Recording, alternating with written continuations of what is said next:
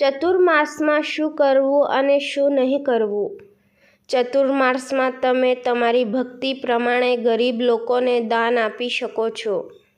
ચતુર્માસ દરમિયાન રોજ ગીતાના 2 અધ્યાયનો ક્રમશ પાઠ કરવો. ચતુર્માસ દરમિયાન અનુકૂળ દિવસે ઘરે સુંદરકાંડ પાઠ કરાવવો. ચતુર્માસ દરમિયાન મહિનામાં સત્યનારાયણની કથા કરાવવી જોઈએ. ચતુર્માસ દરમિયાન યથાશક્તિ લઘુરુદ્ર, વિષ્ણુ યાગ કે લક્ષ્મી યાગનું આયોજન કરવું. ચતુર્માસ દરમિયાન પવિત્ર નદીઓમાં સ્નાન કરવું જોઈએ. શ્રી હરિના મંત્રોનો જાપ ચતુર્માસ દરમિયાન કરવો જોઈએ. બીલી અને પીપળનું વૃક્ષ લગાવવું શુભ માનવામાં આવે છે. બીલી અને પીપળના વૃક્ષને વાવવું અને ચતુર્માસ દરમિયાન નિયમિત રોજ સવારે જળ ચઢાવવું. ચતુર્માસ દરમિયાન વિષ્ણુ અને લક્ષ્મીની પૂજા અને મંત્રોના જાપનું વિશેષ મહત્વ છે. શ્રાવણ મહિનામાં મહાદેવની પૂજા કરવાથી વિશેષ ફળ મળે છે.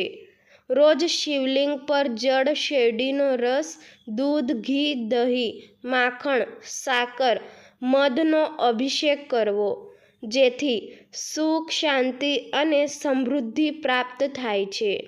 શ્રાવણ માસમાં રોજ અથવા દર સોમવારે બ્રાહ્મણ દ્વારા રુદ્રીપાઠ કરાવવા, જેથી આરોગ્ય સારું રહે અને ગ્રહ દોષ નિવારણ થાય.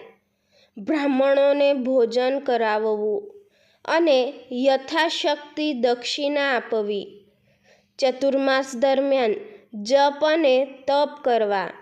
ચતુર્માસ દરમિયાન શક્ય હોય તો ઉપવાસ કરવો, એક સમય જમવું. ચતુર્માસ દરમિયાન રોજ માત્ર ફળાહાર કરવાથી આરોગ્ય ખૂબ સારું રહે. ચતુર્માસ દરમિયાન યમ, નિયમ, પ્રાણાયામ, દાન, તપથી દરેક પોતાના જીવન સુખ, શાંતિ, સમૃદ્ધિ લાવી શકે, સ્વસ્થ અને સારું આયુષ્ય પ્રાપ્ત કરી શકે છે. ચતુર્માસમાં શું ન કરવું? ચતુર્માસ મહિનામાં માંસ, દારૂ, ડુંગળી અને લસણ જેવી તામસિક વસ્તુઓનું સેવન ન કરવું જોઈએ. ગુસ્સો ન કરવો. અસત્ય ન બોલવું. કોઈપણ વ્યક્તિ પ્રત્યે ખોટા વિચારો ન રાખવા જોઈએ. વડીલો અને મહિલાઓનું અપમાન ન કરો.